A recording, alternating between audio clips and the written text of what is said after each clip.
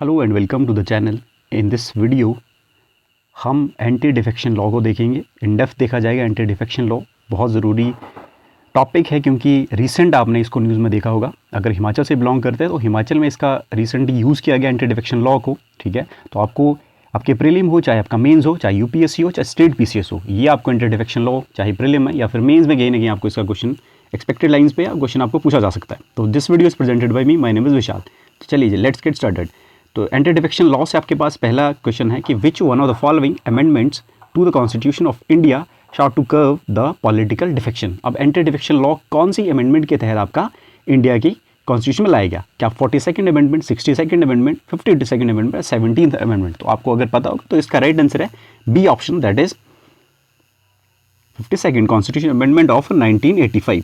तो आपको ईयर भी याद होना चाहिए 1985 में। Then honourable PM of India, उस समय के ऑनरेबल पीएम थे हमारे इंडिया के राजीव गांधी जी, उनके द्वारा इस कहीं के अमेंडमेंट को लाया गया।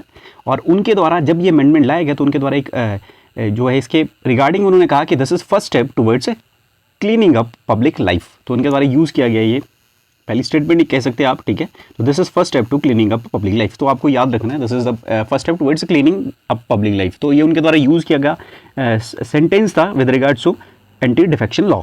तो आई होप आपको पता होगा 52nd कॉन्स्टिट्यूशन अमेंडमेंट। और चलिए नेक्स्ट क्वेश्चन अपना, which of the following schedule of the constitution of India include the disqualification of a legislator on a ground of defection. Defection के लॉ पे, ठीक है, डिफेक्शन के ग्राउंड पे जब आपके disqualification of the legislator on the ground of defection कौन से शेड्यूल के तहत आता है ये बताइए मेरे को। 8th शेड्यूल, 9th शेड्यूल या 7th या फिर 10th?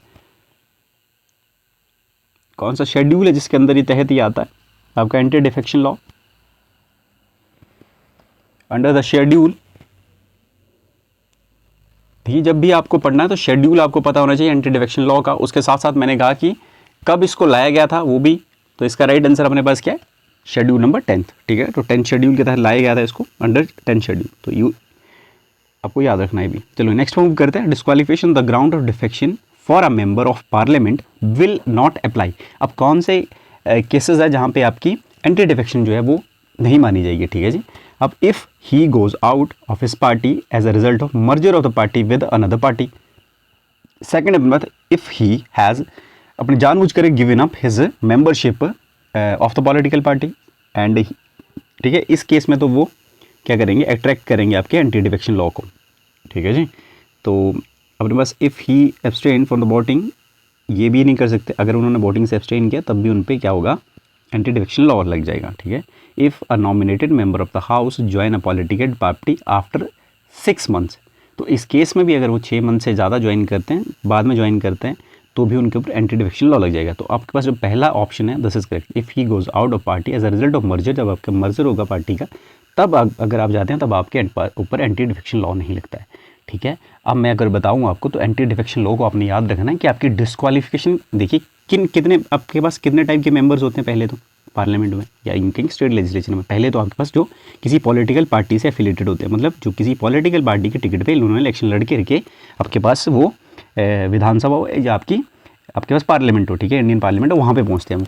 ठीक है, तो आप एक तो हो गए पॉलिटिकल पार्टी से आए हुए, सेकेंड हो गया आपका इंडिपेंडेंट, वो लोग जिन्होंने किसी भी पॉलिटिकल पार्टी से इलेक्शन नहीं लड़ा, इंडिपेंडेंटली उन्होंने इलेक्शन जीत करके वो विधानसभा या फिर आपके स्टेट लेजिस्लेचर या फिर आपके पार्लियामेंट में जाते हैं। सेकंड हो गए वो। ठीक है, और लास्ट अपने पास होते हैं कुछ एक मेंबर्स को नॉमिनेट किया जाता है। ये आप श्योर आपने पढ़ा होगा। ठीक है, गवर्नर कुछ एक मेंबर को नॉमिनेट करते हैं आपके विधानसभा के लिए या यूँ कहें कि काउंसिल के लिए। और अगर उस केस में बात करें आपके पास पार्लियामेंट के केस में बात करें तो आपके पास जो प्रेसिडेंट ऑफ इंडिया उनके द्वारा राज्यसभा और अपने पास लोकसभा के लिए क्या मेंबर जो है वो क्या कहता है? नॉमिनेट किए जाते हैं। तो अपने पास 3 कैटेगरी के मेंबर्स हो गए। एक पॉलिटिकल पार्टी से एफिलेटेड मेंबर जो किसी पॉलिटिकल पार्टी के चुनाव चिन्ह से लड़ कर गए हैं। सेकंड इंडिपेंडेंट मेंबर जिन्होंने किसी भी पॉलिटिकल पार्टी से जो है वो चुनाव नहीं लड़ा है, इंडिपेंडेंटली जीत करके गए हैं। और नॉमिनेटेड मेंबर 3। अब देखिए पॉलिटिकल पार्टी से जो एफिलेटेड मेंबर है उनके ऊपर अगर उन्होंने अपनी जानबूझ करके अगर वो, ठीक है, मेंबरशिप को पॉलिटिकल पार्टी की मेंबरशिप छोड़ते हैं तो उनके ऊपर एंटी डिफेक्शन लॉ लग जाएगा। ठीक है। सेकंड केस में अगर ये इनकी पार्टी व्हिप इशू करती है, ठीक है, इनको किसी पर्टिकुलर लॉ पे वोट करने के लिए कहा जाता है पार्टी के द्वारा, और ये या तो उससे अब्सटेन कर लेता है या वोट नहीं करता है, अगेंस्ट वोट करते हैं, तो क्या होगा? तब भी ये करेंगे, अट्रैक्ट कर लेंगे किसको? एंटी डिफेक्शन लॉ को। तो 2 केसेस में जो इलेक्टेड मेंबर है पॉलिटिकल पार्टी से, उनके ऊपर 2 इफेक्शन, मतलब ये दो केसेस में उनके ऊपर क्या लगेगा, एंटी डिफेक्शन लॉ लगेगा। अब अगर इंडिपेंडेंट मेंबर की बात करूं तो इंडिपेंडेंट मेंबर जो है वो किसी भी पॉलिटिकल पार्टी से नहीं चुन के आया, ठीक है। अगर मान लो कि वो जीत करके आते हैं और विधानसभा की बात करें तो विधानसभा में आकर के क्या करते हैं, वो किसी पॉलिटिकल पार्टी को ज्वाइन कर लेते हैं, तो ऐसा नहीं कर सकते वो, ठीक है। अगर उन्होंने ऐसा किया तो उनके ऊपर भी एंटी डिफेक्शन लॉ लग जाएगा। अब नॉमिनेटेड मेंबर की बात करें तो ये थोड़ा सा यहाँ पे ना आपको समझना है इसको, जब नॉमिनेट होगा कोई मेंबर तो वो अगर विद इन 6 मंथ किसी पॉलिटिकल पार्टी को ज्वाइन कर लेता है, मतलब 6 महीने के अंदर अंदर विद इन 6 मंथ अगर किसी वो पॉलिटिकल पार्टी को ज्वाइन करता है, नॉमिनेटेड मेंबर जो आपके ऑनरेबल नॉमिनेटेड मेंबर जो है विद इन 6 मंथ किसी पॉलिटिकल पार्टी से को ज्वाइन करते हैं तो इनके ऊपर क्या है, वो एंटी डिफेक्शन लॉ नहीं लगता है। लेकिन अगर 6 मंथ से ज़्यादा इनको टाइम हो गया है, ठीक है, इलेक्टेड हुए और इन्होंने पॉलिटिकल पार्टी जो है मान लो कि 1 साल के बाद ज्वाइन की, तो इस केस में क्या होगा, इनके ऊपर एंटी डिफेक्शन लॉ भी लग जाएगा, ठीक है। तो आपको ये 3 केसेस याद रखने, पॉलिटिकल पार्टी से जुड़े हुए मेंबर, इंडिपेंडेंट मेंबर और नॉमिनेटेड मेंबर। आई होप मैंने इसको आपको क्लियरिटी से यहाँ पे क्लियर हो गया होगा ऑब्वियस, ठीक है जी। अगर नहीं हुआ फिर कमेंट में बताएंगे इसको, क्योंकि ये टॉपिक आपसे पूछे जाने की प्रोबेबिलिटी है, यहाँ से क्वेश्चन आ सकता है। चलिए नेक्स्ट अपने पास, हु और which of the following decides the question of disqualification of a member of a parliament arising on the ground of defection. अब कौन डिसाइड करेगा कि डिस्क्वालिफिकेशन जो लगेगी, ठीक है, क्या prime minister of India decide करते हैं, सुप्रीम कोर्ट डिसाइड करेंगे, या फिर presiding officer of the house decide करेंगे, इलेक्शन कमीशन। तो इसका राइट आंसर है अपने पास, डिसाइड करने की पावर किसके पास है, प्रिजाइडिंग ऑफिसर जो है आपके पास ऑफ द हाउस, ठीक है। अगर लोकसभा की बात करें तो स्पीकर, ठीक है, लोकसभा के स्पीकर जो है वो डिसाइड करेंगे कि वेदर जो मेंबर ऑफ पार्लियामेंट के ऊपर डिफेक्शन जो है वो अट्रैक्ट की उन्होंने, ठीक है, उनके ऊपर डिफेक्शन लगेगी या नहीं। अगर अपने पास स्टेट लेजिस्लेचर की बात करें, अगर आपके पास विधानसभा है तो विधानसभा में जो स्पीकर होंगे, ठीक है, वो डिसाइड करेंगे कि आपके पास एंटी डिफेक्शन लॉ है वो इम्प्लीमेंट होगा कि नहीं होगा, ठीक है, किसी भी एमएलए के ऊपर या एमपी के ऊपर, ठीक है। तो प्रिजाइडिंग ऑफिसर जो है वो डिसाइड करते हैं, तो आपको याद रखना है, ठीक है। चलिए नेक्स्ट में मूव करें। अब इसमें कुछ ना एक्सेप्शंस है, जैसे कि यहाँ पे मैंने आपको बताया कि स्पीकर, और ना जब स्पीकर होता है, आप श्योर आपने देखा होगा कि वो स्पीकर किसी से पॉलिटिकल पार्टी से रहते हैं, ठीक है। तो इधर ना इसके एंटी डिफेक्शन लॉ में कुछ एग्जाम्पशंस हैं, जैसे कि अगर आपके पास 2/3 जो है आपकी मेंबर जो है इस पॉलिटिकल पार्टी से वो मर्ज कर जाते हैं किसी दूसरी पॉलिटिकल पार्टी में, तब भी आपके पास एंटी डिफेक्शन लॉ नहीं लगेगा। सेकंड, आपके प्रिजाइडिंग ऑफिसर जो होगा हाउस का, इस केस में स्पीकर या फिर स्पीकर, ठीक है, विधानसभा, और आपके पास उस केस में आपके लोकसभा केस में स्पीकर, अगर स्पीकर खुद अपनी उसको गिव अप करते हैं, अपनी किसको, मेंबरशिप को, पॉलिटिकल पार्टी की मेंबरशिप को गिव अप करते हैं, तो उनके ऊपर भी एंटी डिफेक्शन लॉ नहीं लगता है। वो ऐसा इसलिए करते हैं ताकि उस ऑफिस की, ठीक है, स्पीकर के ऑफिस की डिग्निटी बनी रहे, ठीक है, इम्पार्शलिटी बनी रहे, क्योंकि एक पॉलिटिकल पार्टी से अगर वो लिंक करके देखे जाएंगे तो कहीं ना कहीं इम्पार्शलिटी हो जाएगी, ठीक है। तो उस वे से देखा जाए तो डिग्निटी और impartiality of the office of speaker को अगर वो मेंटेन करने के लिए अपनी पॉलिटिकल पार्टी से गिव अप करते हैं, तो उस केस में उनके ऊपर क्या है, एंटी डिफेक्शन लॉ नहीं लगता है, ठीक है। या फिर 2/3 ऑफ द मर्जर हो जाए, 2/3 आपके पास मेंबर जो मर्ज कर जाएं किसी दूसरी पॉलिटिकल पार्टी में, इस केस में आपके पास क्या होगा, एंटी डिफेक्शन लॉ नहीं लगेगा। तो आपको ये 2 केस भी याद रखना है, जहाँ पे नहीं लगेगा और कब अट्रैक्ट करेंगे, तो आपको पता होना चाहिए सब, ठीक है जी। Next we have consider the following statement. अब the anti defection law intended to strengthen the fabric of Indian parliamentary democracy, this is correct statement, ठीक है, पढ़ते ही समझ आ जानी चाहिए कि स्टेटमेंट करेक्ट है। The anti defection law was enacted during the prime ministership of PV Narasimha Rao, ठीक है। तो ये मैंने आपको पहले भी बताया था कि ये आपके पास किन के टाइम पे थी, ऑनरेबल उसके उस समय के ऑनरेबल पीएम हमारे राजीव गांधी जी, ठीक है, उनके टाइम पे उन्होंने इंट्रोड्यूस किया था। तो स्टेटमेंट, सेकंड स्टेटमेंट इनकरेक्ट होगी, पहली स्टेटमेंट अपने पास करेक्ट है, तो ऑप्शन नंबर 1 इज करेक्ट, ठीक है। तो ये भी आपको याद रखना है।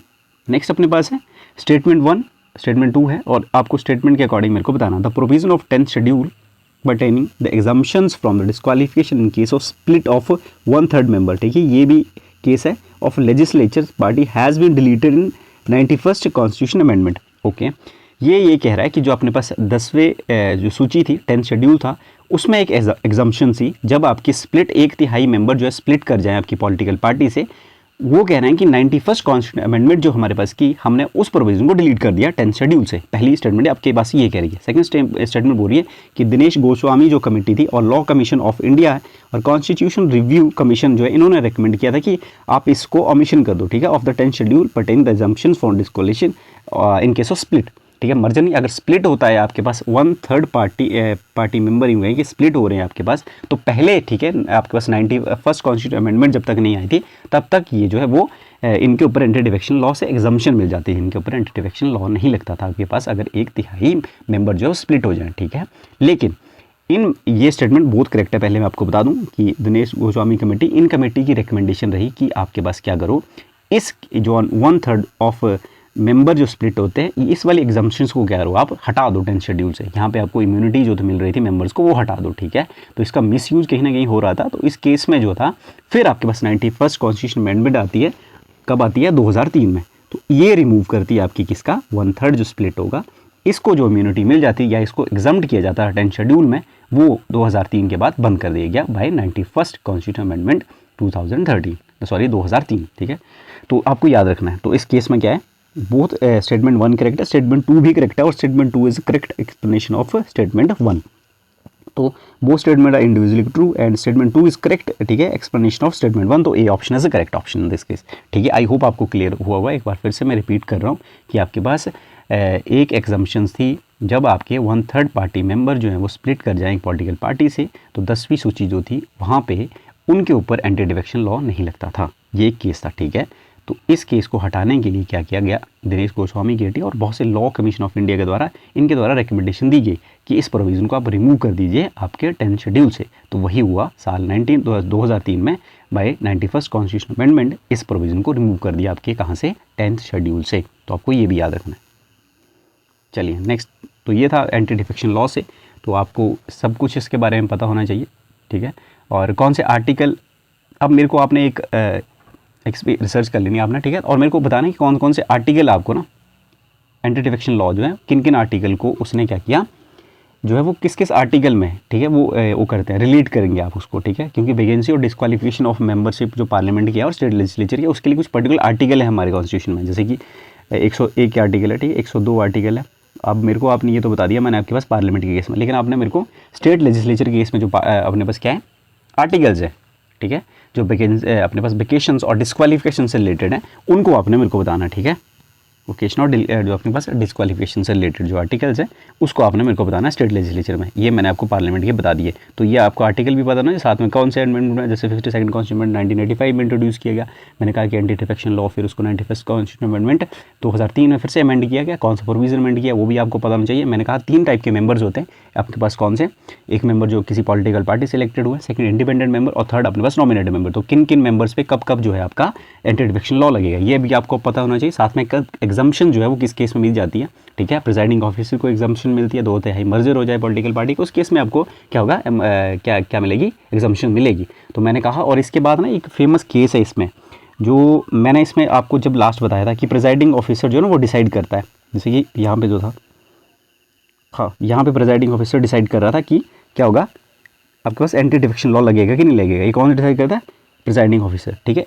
पहले ना 2000 यूँ कहें कि 1993 से पहले ना इनके पास ये एब्सोल्यूट पावर थी, मतलब इनका जो डिसीजन था, ठीक है, प्रिजाइडिंग ऑफिसर का जो डिसीजन था वही फाइनल मान लिया जाता था, कि जो इनका जो डिसीजन हो गया डिस्क्वालिफिकेशन के लिए, उसको जो है फाइनल मान लिया जाएगा, फिर उसको चैलेंज भी नहीं किया जा सकता कहीं भी, ठीक है। उनके द्वारा अगर मान लिया गया कि एमएलए जो है इनको एंटी डिफेक्शन लॉ के तहत पाया गया तो इनको डिस्क्वालीफाई कर दी है, ठीक है। और या फिर एमपी जो है, अगर स्पीकर को लगेगा कि इनको एंटी डिफेक्शन लॉ के तहत रिमूव करना है तो वो कर देंगे, ठीक है। और ये एमपी जो है फाइनली कहीं भी चैलेंज नहीं कर सकते थे 1993 से पहले, ठीक। क्या होता है फिर 1993 में आपने कि होलोहन केस, एक आपने याद रखना, ठीक, कि होलोहन केस, ठीक है, 1993 का, ये आपको केस भी पता होना चाहिए।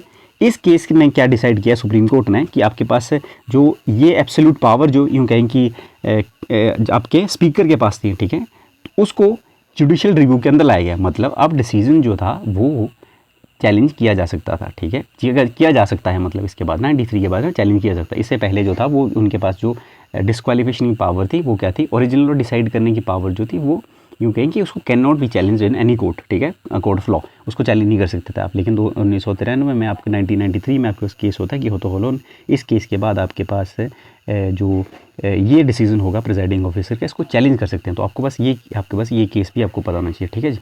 आई होप क्लियर है। अब इतना इसके बारे में हमने जितना भी था एब्सोल्यूट डिस्कस कर लिया, ठीक है। एक बार फिर से आपने इसको रिवाइज करना है और फिर से प्रैक्टिस करना है। जितने भी MCQs मिलेंगे इसमें फिर से आप प्रैक्टिस करो। This is from this video. I hope आपको वीडियो हेल्पफुल रहेगी। See you in the next class. Thank you so much for watching.